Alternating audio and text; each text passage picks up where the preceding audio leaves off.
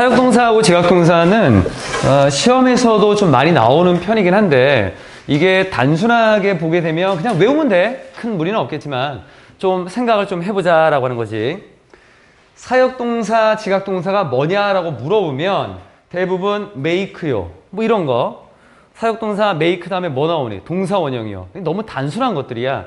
그러니까 너희가 그냥 외우다시피 하면서 했던 것들인데 이거를 하나의 구조로 좀 보면 사역동사나 지각동사라고 하는 거는 동사의 유형 중에 특정 동사들을 우선 얘기하는 것들이고 얘네가 가지고 있었던 만약에 지각동사가 뭐냐라고 하면 이렇게 대답을 해야 되는 거야.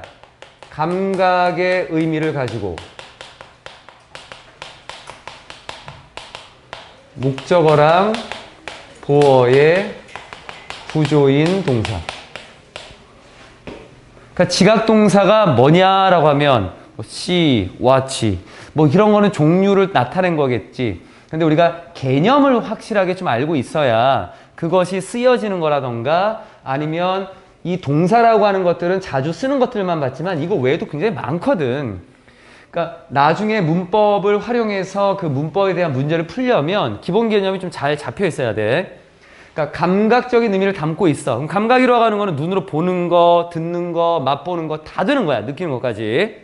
그런데 이 동사들이 목적어가 있어야 돼, 우선. 목적어가 있다는 거는 타동사여야 되고 그 목적어에 대한 보충할 말을 쓴 건데 그럼 여기서 조금 더 가면 그럼 감각동사는 뭐냐는 거야. 그럼 또 말이 좀 막히겠지. 감각동사는 말 똑같아. 감각의 의미를 가지고 있고 뒤에 보어를 가지는 동사들이야. 목적어 없이. 그러면 두 개가 비슷한 것처럼 보이지만 여기서 의미가 똑같기 때문에 보다라고 하는 것을 우리가 see라고도 하고 또는 look이라고도 하는 거지. 둘 다 사전적인 의미는 보다라고 하겠는데 그런데 각자가 가지고 있었던 성격이 다른 거야. 뒤에 오는 단어를 어떤 구조로 쓰는가. 그래서 최종적으로 너희가 문법을 이제 다 정리를 하고 어느 정도 내가 이제 문법에 좀 자신이 있어 라고 한다면 그때는 대답하는 방식이 좀 달라져. 선생님들은 어떻게 좀 보냐면 어떤 단어 이제 요거 다 하고 나서 우리가 예문을 보겠지만 예문 중에 뒤에 ing를 썼어. 그럼 그때 여기 왜 ing를 쓰냐라고 물어보면 지각동사가 있으니까 ing가 아니라 see라고 하는 동사는 뒤에 목적어를 가지고 그 뒤에 보충하는 말을 쓰는데 이렇게 설명할 거야. 그러니까 문법적인 용어를 거의 다 빼. 선생님들은. 그러니까 너희 입장에서 이제 쉽게 설명하기 위해서 문법적인 용어를 쓰는 것 뿐이지 최종적으로는 단어가 가지고 있는 성격들을 보는 것들이야. 전부. 그렇게 이해를 해야지 좀 마음 편하지. 지각동사, 사역동사, 용법 하다 보면 막 머리가 복잡해지는 거 많이 어려워진다. 압박감도 좀 커지고. 그리고 지각동사의 종류를 여기다 이렇게 쭉 써놨잖아. 그럼 너희 입장에서는 또 외우려고 막 미친 듯이 하겠지. 근데 이것만 있는 거 아니거든. 더 있거든. 그럼 그걸 다 외울 수도 없는 거고. 그러면 기본 개념에서 어떤 단어를 봤더니만 아 이건 우리의 감각을 통해서 하는 거네. 얘 을을 붙였더니까 맞네. 목적어 있어야겠네. 그럼 뒤에다 나오는 거는 그 동사의 원래 가지고 있던 성격을 맞추면 되겠네. 어떻게 맞출 거냐면 이렇게 맞추면 되는 거야. 뒤쪽에 동사 원형 ing 아니면 pp 능동과 수동으로 두 개를 구분한다라고 하는 거. 이거는 이 지난 시간에 우리가 수요일 날 했던 것처럼 수동태 구별하는 방식 똑같이 가면 되는 거고 그럼 사역동사는 뭐냐라고 하면 사역동사는 시키는 동사. 뭐 나쁘지 않아. 사역이란 말 자체가 뭔가를 하게 만드는 거니까 그 목적어라고 하는 것이 뭔가를 하게 만든다라고 하는 측면에서 make와 have와 let이라는 세 개가 가장 기본적으로 많이 쓰여지고 그리고 뒤에 이 목적어를 보충하는 설명하는 이 자리에다가 동사원형하고 pp를 쓰는데 능동과 수동을 구분한다라는 거야. 그럼 여기에 나와 있는 부분하고 여기에 나와 있는 거 지금 위쪽에 지각동사하고 사역동사를 보면 사실 그냥 눈으로만 쑥 봤을 때는 형태가 똑같아. 동사 나왔고 목적어 나왔고 보충하는 말 나왔고 거기에서 능동과 수동을 구분했어. 똑같은 거야 사실. 그런데 뭐가 다르냐면 각각의 동사들이 뒤에 갖는 이 단어의 어떤 형태가 좀 달라진 거야. 지각동사라고 하는 거는 ing가 있고 사역동사는 ing라고 하는 걸 여기 안 쓰지. 궁금해 본 적이 없지. 그냥 외우기만 했으니까. 왜 이런 같은 구조인데도 여기는 ing를 안 쓰고 여기만 ing를 쓰느냐. 그럼 ing라고 하는 것에 대한 개념을 한번 생각해 보면 금방 이해할 수 있어. ing는 능동도 있지만 진행도 있거든. 그러면 우리가 감각적으로 어떤 모습을 보고 있을 때 그 보여지는 모습이 지금 이루어지고 있는 어떤 진행의 의미라면 얘 쓰는 거야. 근데 이거는 그런 게 아니잖아. 그래서 여기 ing 안 써. 근데 요거는 하나 쓸 수 있어.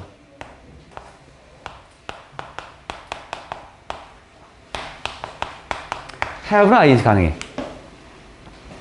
고등학교 때 아마 문법적으로 물어보지는 않을 것 같고 수능에서 쓰이는 모의고사에서는 이 형태를 보게 될 거야. 이거 써놔 민세도. 그러니까 필기하는 것들은 이런 거 필기하는 거야. have라고 하는 거는 여기에 ing도 가능하다. 다른 건 안 돼. 다른 거 자체는 안 된다.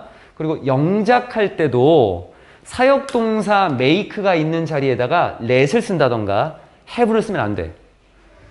let이 있거나 have가 있는 데다가 make를 써도 안 돼, 원래. 영작할 때도 사실은 이건 구분해야 돼. 얘는 강요의 의미가 있고 얘는 허락의 의미가 있기 때문에 두 개 다르다. 그래서 이 사역동사라고 하는 것들도 실제로는 구분을 하는 부분들이야.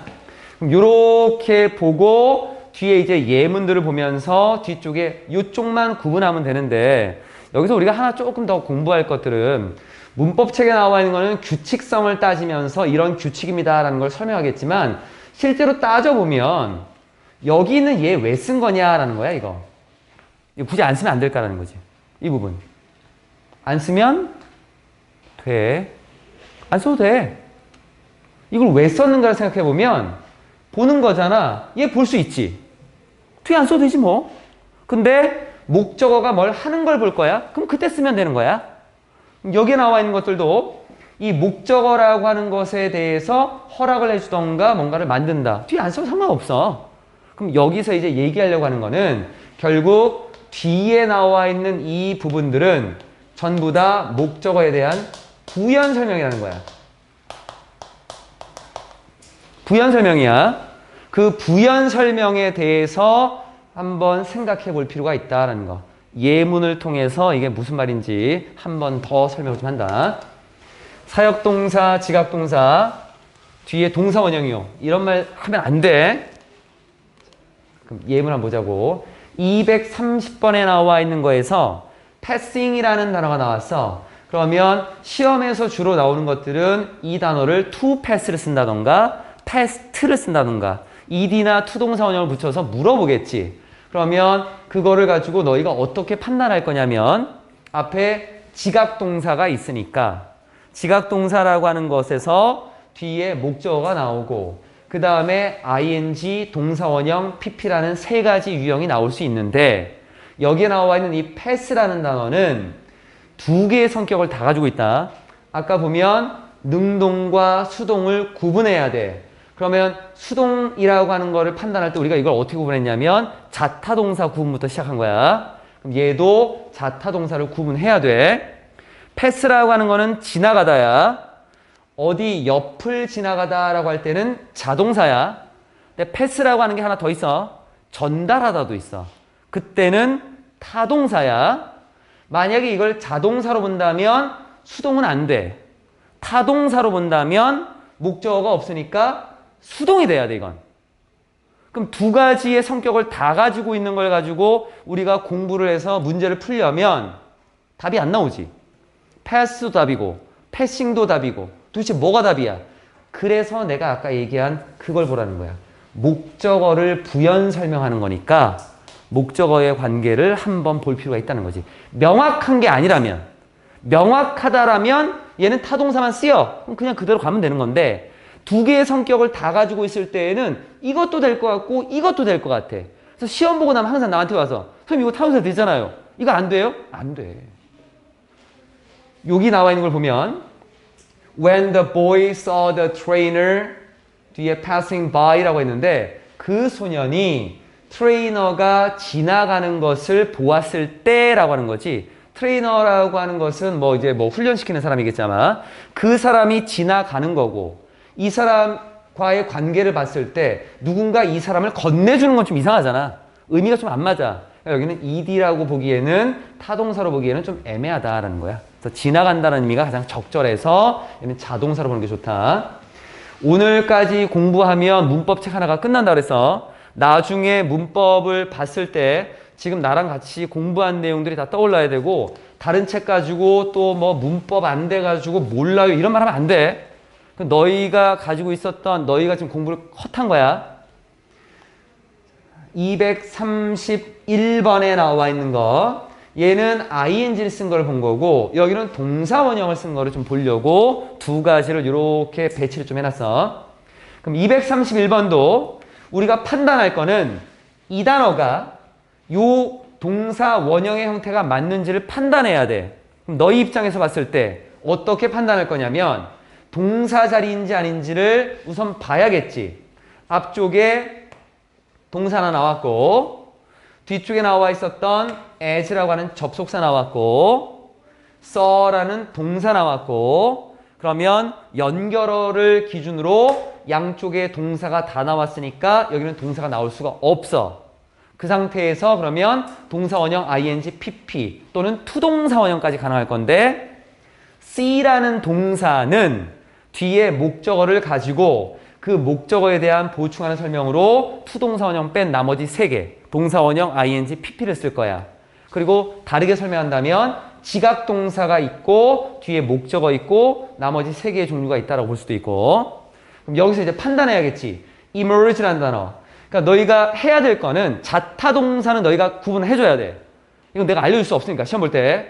그러면 이 단어는 자동사고 이 단어는 타동사고 근데 그거를 구분하기가 어떤 거는 좀 애매하기도 하고 어렵기도 한데 언제 해야 되냐면 단어 외울 때 해야 돼. 원래는.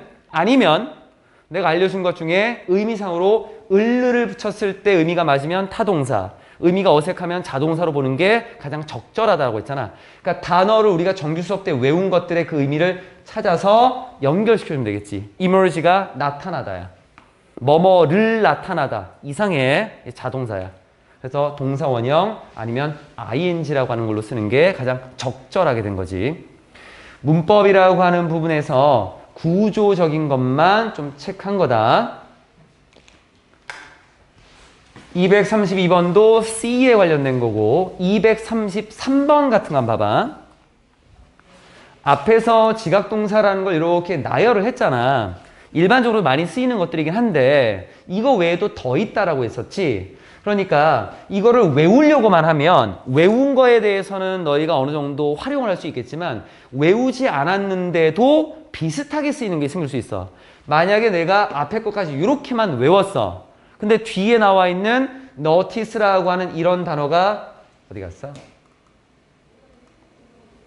C 말고 여기 나와 있어. 이 단어. notice라는 단어는 주목하다, 알아차리다 라고 하는 거야. 그럼 이 단어를 지각동사인지 아닌지를 판단할 수 없게 되면 그럴 때는 외운 게 아니라면 어려워질 수 있잖아. 그러니까 지각동사는 처음에 알려준 것처럼 감각의 의미가 있는지 뭔가를 알아차리고 주목한다라고 하는 것은 우리가 눈으로 보고 뭔가를 느낀다라고 하는 거니까 지각동사의 의미를 담고 있는 거고 그렇다면 뒤에 목적어와 ing 동사 원형 또는 pp가 나올 수 있겠고 그러면 이제 ing 판단하는 거에서 타동사, 픽업이라고 하는 건 뭔가를 짚고 또는 짚다라고 하는 것과 선택하는 거니까 목적어가 어디 있나? 여기 목적어가 나왔으니까 능동의 ing가 가능해진 거야. 판단하는 부분들, 문법을 시험에서 틀린다라고 하는 거는 너희 입장에서는 뭐 어려우니까 어쩔 수 없다라고 보지만 내가 볼 때는 문법을 틀리는 거는 그건 뭐 말이 안 되는 것 같아. 규칙이 이미 정해져 있는 상태에서 문법을 틀렸다고? 그러면 문법을 모르고 그냥 시험 범위에 있는 걸 그냥 외웠다는 얘기야.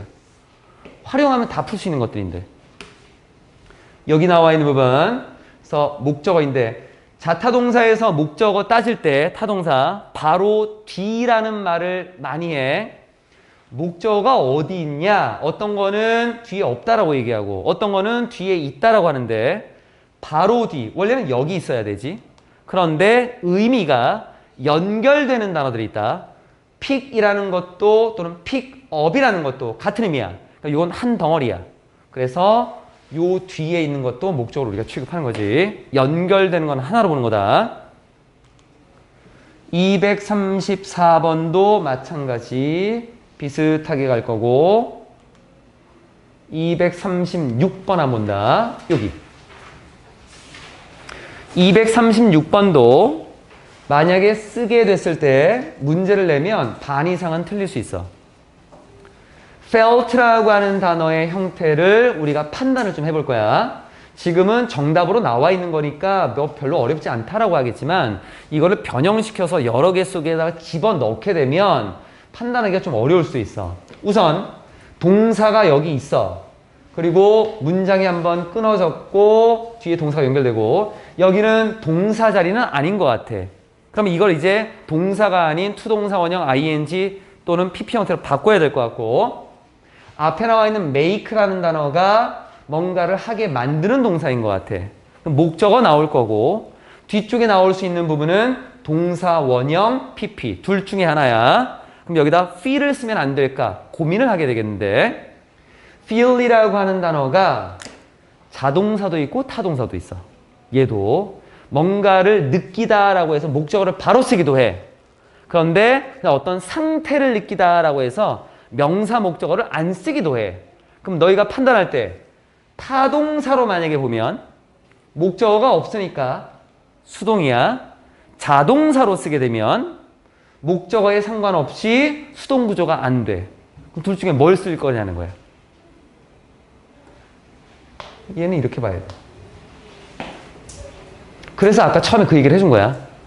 자타동사가 다 이루어지게 되면 목적어와의 관계를 봐야 돼. 민세 집중해.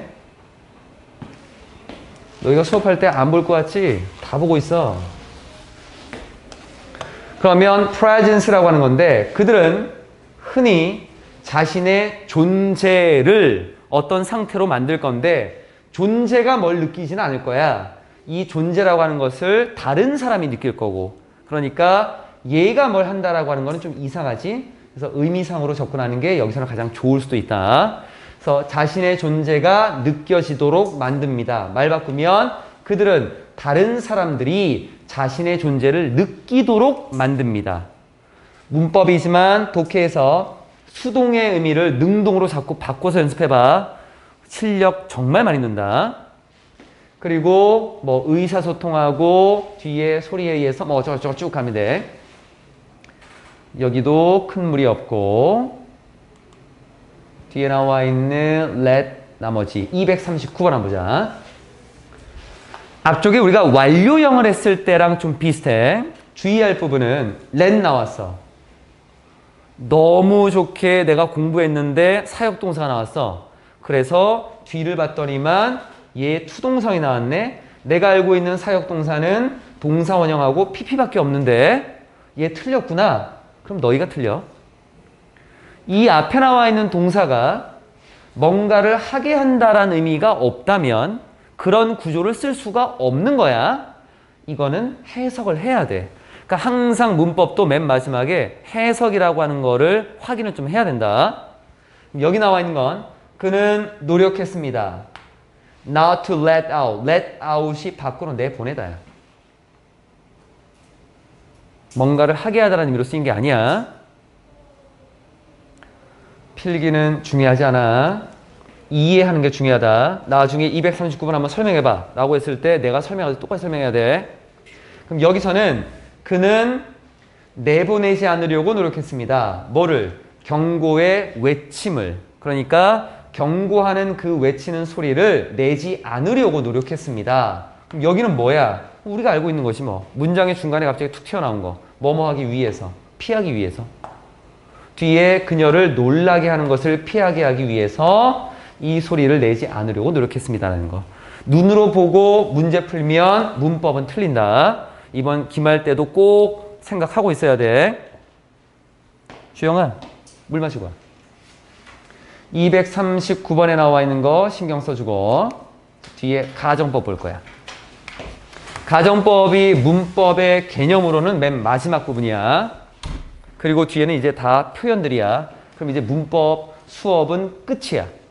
더 이상 문법 수업은 없어 이제. 나랑 같이 공부하면서. 오늘로써 끝이다. 독해 안에서 몇 가지 설명하겠지만 중점적으로 하는 건 끝이야. 가정법이라고 하는 것은 제일 어렵게 공부하고 사실은 문제는 제일 쉬운 문제야.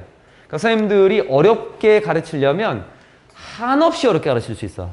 근데 내용은 사실 보면 그렇게 많지 않아. 기본 개념이 제일 중요한 부분들이야. 뭐든지 간에 How 플러스 PP도 마찬가지였던 거고. 가정법 딱 했을 때 가정법이 뭐냐라고 질문을 하면 선생님들이 설명할 때 제일 먼저 하는 건 이런 것들이야. 사실과 반대되거나 가능성이 낮은 일에 대해서 표현하는 거야. 이렇게 얘기하는데 그냥 흘려듣지. 근데 이게 굉장히 중요한 내용이거든.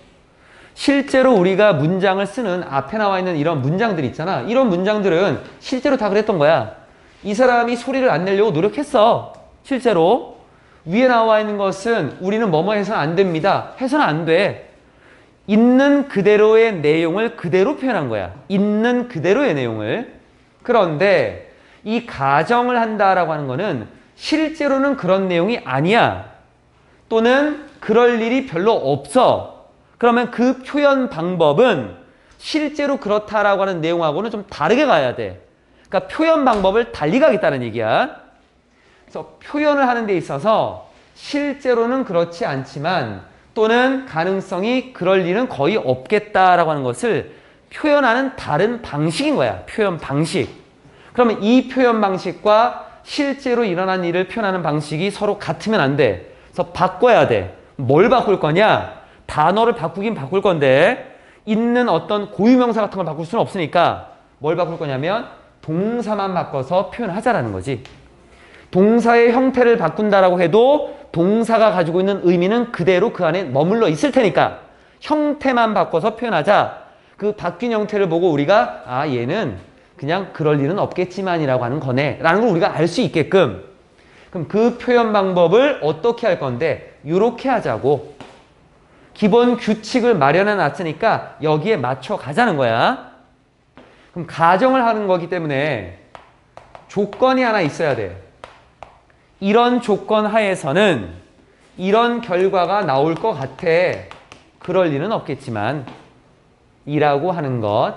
화성에 우리가 살게 된다면 뭐 사람들의 인구는 그렇게 많지 않을 것 같아. 그럴 리는 없겠지만 지금을 기준으로 만약에 1억 년이 지난 다음에는 화성에 살 수도 있을 것 같아. 그럼 그때 가서는 이 문장 쓰면 안 돼. 그때 가서는 이 문장을 쓰면 안 되지. 그때는 사실이 되어버리는 거니까. 그러니까 그런 표현 방법이 달라진 거야. 그럼 동사만 바꿀 건데 조건이라고 하는 거에서도 어떤 내용을 담고 있는 문장이 있을 거고 결과에서도 어떤 내용을 담고 있는 문장이 있을 거니까 두 양쪽에 동사가 있다면 연결어가 필요하겠네. 접속사 하나 써줘야 돼. 대표적으로 가정할 수 있는 게 if니까 if 쓴 거야 그냥.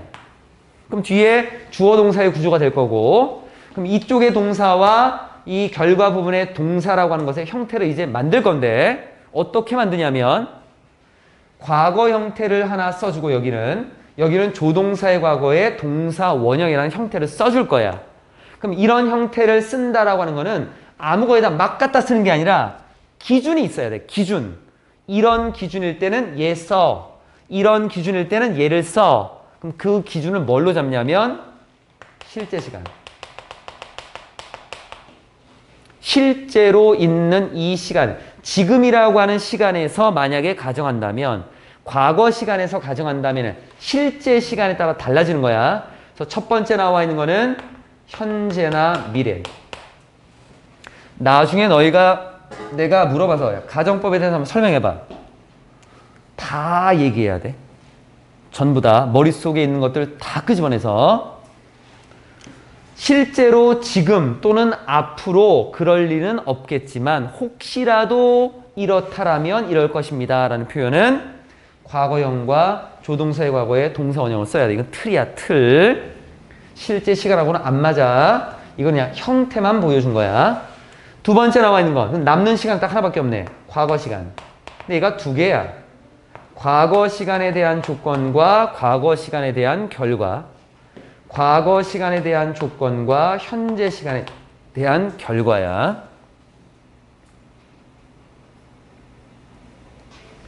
문법은 여러 가지 표현들 중에 기본적인 것들만 알려주는 거다. 원래 이것만으로 더 있어. 근데 우리가 고등학교에서 공부하는 거는 딱 요 정도까지인 거야. 그러니까 과거에 예전에 어떤 조건이 일어났었더라면 그 당시에 어떤 결과가 같이 일어날 거야. 그래서 과거에 어떤 조건이 벌어졌을 때 그 내용 때문에 지금까지 영향을 미쳐서 결과가 지금 나타날 수 있어. 이럴 때는 과거 현재가 되겠지. 그때 얘는 완료형을 써. 그럼 두 가지가 크게 나타난 거야. 과거 형태를 쓴 거를 놓고 우리가 가정법 과거라고 하고, 완료 형태를 쓴 거를 놓고 우리가 가정법 과거 완료라는 이름을 붙인 거다. 이거 몰라도 돼. 이거. 이 용어가 중요한 게 아니야. 그럼 여기 나와 있는 거는 크게 보면 얘는 동사를 쓴 거고 얘는 완료형을 쓴 거야. 이쪽은 동사를 쓴 거고 이쪽은 완료형을 썼어. 그래서 완료형을 쓴 부분이 먼저 일어난 부분들이야. 그래서 여기서 조금 더 가면 이 말은 현재라고 하는 것은 같은 시간에 벌어진 거야. 미래라고 하는 것은 나중 시간에 벌어진 거야. 그러면 과거라고 하는 거는 이전 시간에 벌어진 거야. 순서도 봐줘야 돼. 순서도 봐줘야 된다. 이 순서는 요 페이지 다음에 나오는 화면에서 요걸 가지고 또 설명할 거야. 기본 개념은 얘다. 그럴 리 없어 라는 것만 생각해주면 돼. 그럴 때 어떻게 표현할 거야? 똑같이 표현하면 안 될 것 같은데. 그럼 바꾸자. 뭘 바꿔? 동사 좀 바꾸자. 어떻게 바꿀 거야? 실제 시간이 좀 기준이 돼야 될 것 같아. 지금이나 앞으로 어떤 일이 벌어진다라고 하면 과거 형태 쓰는 게 좋아. 과거 시간은 아니야. 그럼 거기에 맞춰서 원래 이쪽도 이 동사를 과거형을 써야 돼. 근데 조동사가 있어서 동사 원형을 쓴 거야. 근데 궁금해 본 적이 없을 건데 뭘 궁금해하지 않을 거냐면 여기는 왜 조동사 안 쓰고 여기만 조동사를 쓸까? 생각 안 해봤지 이것도. 왜 여기는 조동사를 안 쓰고 여기만 조동사를 쓸까라고 하는 거. 이유는 이런 조건이 벌어지면 이런 게 나올 것 같은데 확실한 건 아니잖아. 사실이 아니니까. 알 수가 없지. 이 조동사가 바로 추측의 의미를 담고 있어. 그래서 이쪽에다 조동사를 써. 조동사를 쓰는 이유가 있다. 추측하기 위한 거야. 그래서 대표적인 조동사가 would, 뭐뭐일 거다. could, 뭐뭐일 수 있다. 이런 조동사를 쓰는 거야.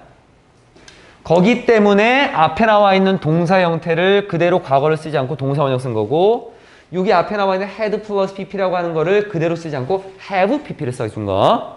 가정법 문제가 제일 쉬운 이유는 그림 맞추기 하면 돼. 과거면 과거, 완료면 완료. 이렇게 그림만 맞추면 돼. 단 요것만 해석할 때 좀 조심하면 될 것 같고. 그럼 요렇게 과거의 어떤 조건에 현재의 결과가 나타난다라고 하면 두 가지가 지금 합쳐진 것 같아. 합쳐졌으니까 요렇게 합쳐진 거를 혼합되었다, 혼합조건문, 혼합가정법 이렇게 너희가 배우는 거고. 그래서 if라는 조건과 결과에 있는 시간이 다르게 되어 있으면 혼합되어 있다라고 해. 원래는 이게 몇 개가 있냐면 9개가 있어. 너희는 딱 하나만 공부하는 거야. 딱 하나만. 9개가 원래 있다. 왜냐하면 조건에도 현재, 과거, 미래가 있고 결과도 현재, 과거, 미래가 있으면 곱하면 3 곱하기 3 9개가 나와야 돼. 원래 문법은 9개가 있어. 근데 너희가 공부하는 건 딱 하나만 공부하는 거야. 추교 표시.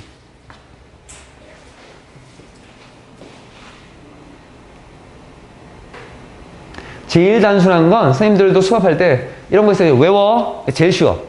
내 입장에서 제일 쉽고 너희 입장에서도 어떻게 보면 받을 때 쉬울 수 있는데 그렇게 하면 지금 결과가 나타나. 응용을 못해. 응용을. 설명을 다 해야 돼.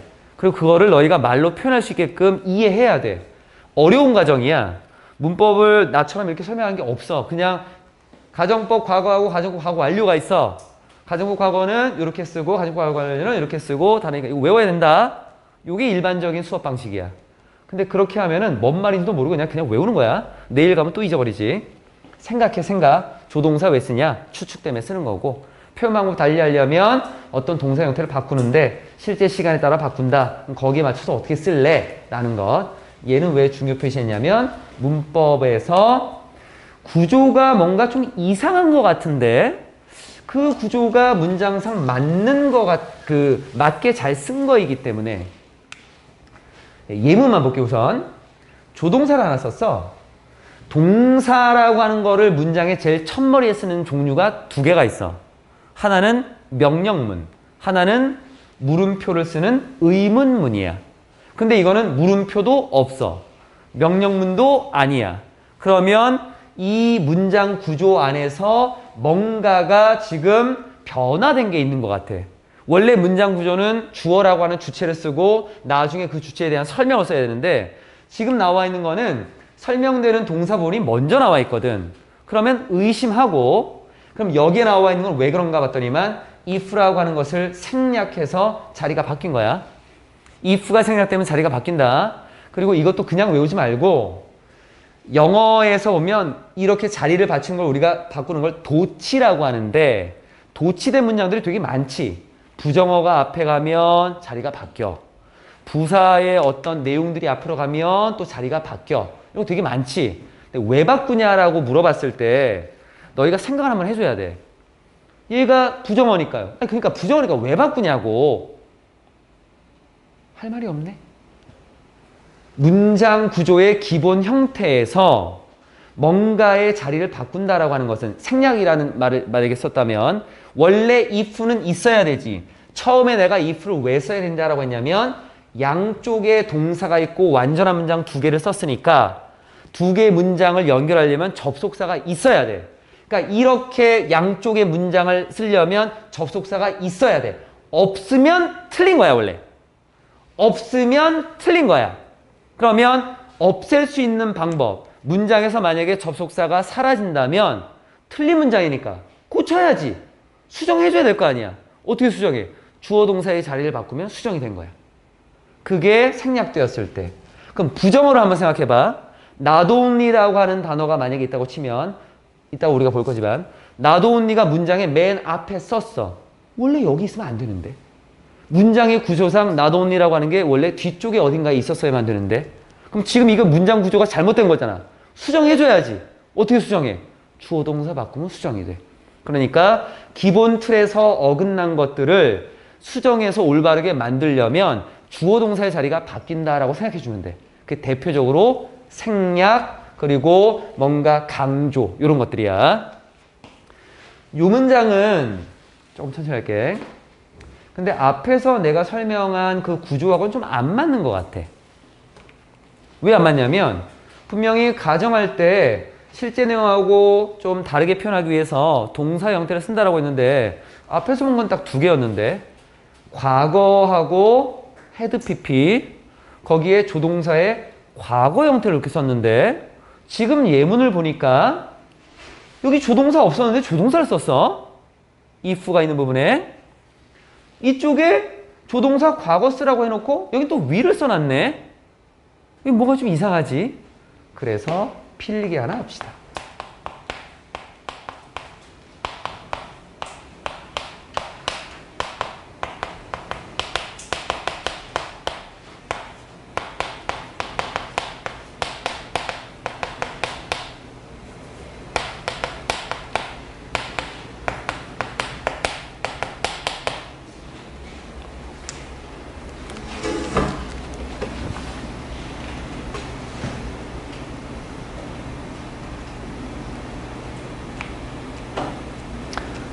이해만 잘하면 돼. 외우는 건 나중에 시간 투자하면 금방 돼.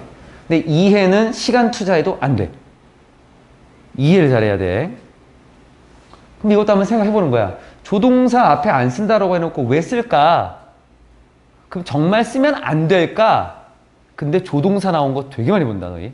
앞에다가 can, should, will도 써, will도. 앞에다가 if 전에다 will도 써. 그런데 막 will도 막 써. 그러면 조동사부터 다시 보면 돼.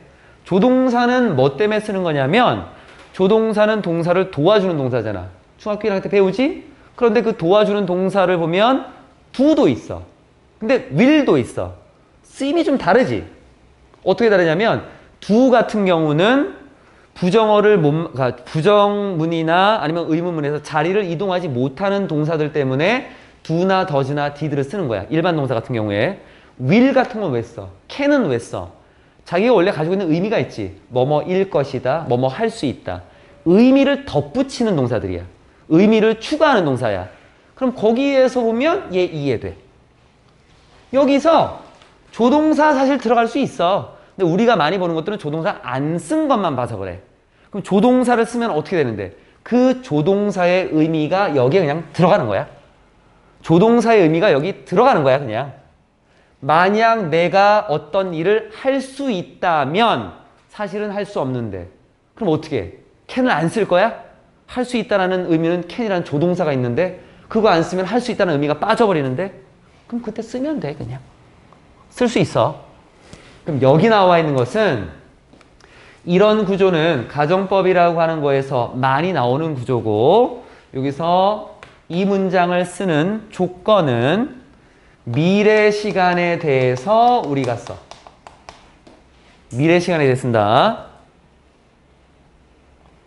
그리고 이 문장 구조에 should는 해야 된다라고 해석하지 않아. 해야 된다라고 해석하는 거 아니야. 얘는 그냥 추측이고 그냥 이건 해석 안 하면 돼. 이거. 여기서 보면 내일 비가 와야 한다면 이게 아니야. 내일 비가 온다면이야. 그냥. 내일 비가 온다면 여기에 should라고 하는 게 해야 된다는 의미 아니야. 이거. 추측이야. 내일 비가 오면 나는 안 나갈 거야. 이때 will을 써도 되고 would를 써도 돼. 이 구조만의 특징이야. 여기에 should가 있을 때에는 현재 형태도 되고 과거 형태도 돼. 다 괜찮은 거야. 얘만 그래. 나머지는 안 돼. 그래서 앞으로 일어날 일에 대해서 쓴 거고 다른 거는 크게 없겠고 요것도 또 이런 생각하는 사람이 있을 거야. 그러니까 생각을 많이 하면 참 좋아. 너무 좀 이상한 데로만 안 빠지면 돼. 여기 과거 말고 여기 조동사 과거 말고 그냥 현재 형태 같은 거 쓰면 안 될까? 라는 생각을 할 수도 있어. 뭐 will이나 can 같은 거. 우선은 맞추는 거에서 안 맞아. 기본적으로 형태는 맞춰줘야 돼. 과거 형태, 과거 형태. 그 다음에 나오는 것들은 조동사의 영향을 받아서 들어간 것들이고 아직까지는 그 정도로만 봐도 괜찮을 것 같고 예문들 보기 전에 아직 가정법 다 안 끝났어. I wish하고 as if가 있다. 화면에는 몇 개 좀 안 보여. 책에는 나와 있어. 그러면 가정을 한다라고 하는 것은 실제로는 그렇지 않지만 혹시라도 그렇다면 이라는 그 의미를 담고 있는 내용은 전부 다 가정법이야. 전부 다. 우리가 일반적으로 표현하는 방법하고는 좀 다르게 가야 돼. 다 다르게 가야 돼. 그러면 그런 것들이 전부 다 if로 시작해서 뒤에 뭐로 끝나는 그게 아니고 문장 안에 앞에 있었던 이 기본적인 구조를 활용해서 끼워 넣을 수 있어. 대표적인 말이 I wish라는 건데 I wish라고 하는 거는 바라는 거잖아. 왜 바라냐면 정말 그러면 참 좋을 것 같아. 지금은 그렇지 않으니까. 지금은 아니거든. 그래서 나중에 내가 한 고등학교 졸업하면 한 100억만 있으면 좋을 것 같아. 그럼 그냥 먹고 놀게. 그냥 바라는 거지 뭐. 그럴 가능성은 굉장히 적겠지만 그럼 이쪽에다가 쓸 표현은 실제적으로 일어날 일은 아닌 것 같아. 그러니까 이쪽에다가 우리가 가정된 내용, 사실은 아닌 거, 가능성이 낮은 표현으로 여기다 써줘야 되는 거야. 그럼 여기에 쓸 부분을 나는 바랍니다. 이런 일이 벌어지기를 바랍니다. 라고 할 때 if부터 시작해서 끝까지 다 쓰느냐? 다 쓰는 게 아니라 이 중에 일부만 쓸 거야. 그럼 일부라고 하는 거는 앞쪽에 나와 있는 요쪽을 쓰던 아니면 뒤쪽에 나와 있는 요쪽을 쓰던 그럼 둘 중에 하나를 선택할 건데 뭘 쓸 거냐면 생각해보면 이런 일이 벌어진다면 하고 나는 바라는 거지 지금. 이런 일이 벌어진다면 하고 바라는 거야. 이런 일이 벌어진다면 좋을 텐데 요 말이겠네. 그럼 여기는 조건의 의미지. 조건의 의미야. 이런 일이 벌어진다면 그러면 어느 부분을 갖다 쓸 거냐면 요 부분을 갖다 쓸 거야. 요 부분. 그래서 I wish 다음에 나오는 구조가 주어, 과거형, 주어, had pp 이렇게 두 개가 나오는 거야. 왜 이걸 쓰느냐라는 거. 뭐뭐라면에 해당되는 거니까. 여기는 지금 화면 안 볼 거야. 여기 책에는 있다. 너희 책에 있는 거야. 원칙 똑같이 간다. 원칙 똑같이 가. 과거형을 쓰면 현재나 미래, had pp 쓰면 과거 시간인데 여기서 그렇게 이해하면 안 돼. 이건 여기서는 내가 알려준 대로 가는 게 편해. wish라고 하는 바라는 시간이 있는데 그 바라는 시간과 비교해야 돼. 이것도 아마 있을 거야. 그 책에. 이렇게 해서 비교 표현 있나? 있지? 뭘 비교할 거냐면 바란다라는 내용과 뭐뭐라면이라는 두 가지를 비교해서 이 내용이 바라는 것과 비교했을 때 바라는 그 시점에 일어났으면 좋겠어. 아니면 바라는 그 시점 나중에 일어났으면 좋겠어. 그래서 처음에 내가 여기다가 뭘 써주냐면 실제 시간, 현재, 미래 쓰고 옆에다가 같은 시간, 나중 시간 써준 거야. 밑에다가 이전 시간 써준 거고 문법책에 이런 거 없다. 왜 이렇게 구분해야 되냐면 바라는 게 뭐 지금만 바래? 어제 친구 만났는데 친구가 야 정말 좋은 옷을 사서 입고 있더라고. 그때 내가 나도 저런 옷 있었으면. 그럼 바라는 거 언제 한 건데? 이때 한 건데? wish를 쓴 건데? 그럼 그때 내가 뭘 바랬지? 그때 그 친구 만났던 그때 내가 바랬고 그때 내가 옷을 가졌었으면 하고 하는 그런 바람을 한 건데 그럼 그때는 과거잖아. 과거면 이거 쓰나? 이거 쓰면 안 돼. 이거 써야 돼. 같은 시간에 벌어진 거기 때문에. 그래서 이건 비교를 해야 되는 거야. 비교를 해야 돼. 문법 책들이 좀 잘못 나왔어. 뭐 현재 사실에 대한 뭐 아쉬움을 되게 어려운 말을 써놨어. 그냥 비교했더니만 바라는 마음이 있었던 것과 비교했을 때 바라는 마음에서 벌어지는 거냐 나중에 벌어지는 거냐 바라는 마음이 있는데 그 이전에 있었던 일을 바란 거냐 요거에 따라 달라진다는 거야. 그것만 잘 생각해 주면 돼. 그래서 같은 시간이나 나중 시간은 과거 형태, 이전에 있던 거는 had pp. 그렇게 비교. 요게 이제 개념상 마지막이야. 요 개념 여기까지 하고 잠깐 쉴 거야. 여기까지 하고 조금만 더 힘내면 돼. 그러면 이것만 있나? 또 있어. 또 as if라고 하는 단어가 마치 뭐뭐인 것처럼이라는 거야. 그럼 우리가 생각할 때 이미 말 자체에서 마치 뭐뭐인 것처럼이니까 그건 아니지. 그건 아닌 거야. 그러니까 마치 뭐뭐인 것처럼이라는 말 자체에서 이미 그건 아닙니다라는 걸 담고 있네. 그럼 얘도 사실이 아닌 표현으로 써야겠네. 그러니까 우리가 또 했던 방식 그대로 과거 형태 had pp 이렇게 써주면 돼. 그럼 요것도 마찬가지로 비교해야 돼. 비교. 어제 친구 또 만났어. 그 친구야. 그 만났던 그 친구. 그 친구가 자기가 뭐 부모님한테 용돈 한 100만 원을 받았대. 그렇게 부모님한테 용돈을 100만 원을 받은 것처럼 나한테 말해. 100만 원은 근데 안 받은 것 같아. 실제로 봤더니만. 어쨌든 그런 내용상으로 봤을 때 두 가지를 비교해야 돼. 비교. 그래서 같은 일이 벌어지는 그 순간에 뭐뭐인 것처럼 나중 시간에 뭐뭐인 것처럼이라면 과거 형태. 기본 개념만 잘 익히면 된다. 이전에 뭐뭐였던 것처럼이라면 had pp. 그런데 친구가 100만 원을 받았다라고 했어. 분명히 얘 100만 원 못 받아. 근데 이상해. 옷도 좋은 거 사 입고 지갑을 봤더니만 만 원짜리가 엄청 많아. 얘 정말 100만 원 받았나? 인 것 같기도 하고 아닌 것 같기도 해. 내가 확신하기가 좀 애매해. 그럼 그럴 수도 있잖아. 그래서 as if는 뒤에 쓸 때 그럴 수도 있을 것 같아. 그럴 가능성이 좀 높아. 얘도 써. 그래서 실제적인 문장도 쓰는 거야. 실제적인 문장도. 이건 이해만 잘하면 된다. 그럴 일이 없는데 그런 것 같다라고 하는 거는 아닌 거니까 우리가 알고 있는 과거형 had pp라는 가정법의 기본 구조를 가져가는 거고 근데 이건가 아닌가 내가 알 수가 없네. 라고 한다면 그때는 가능성이 있기 때문에 얘는 그냥 일반적인 문장 쓰는 방식 그대로 쓰는 거야.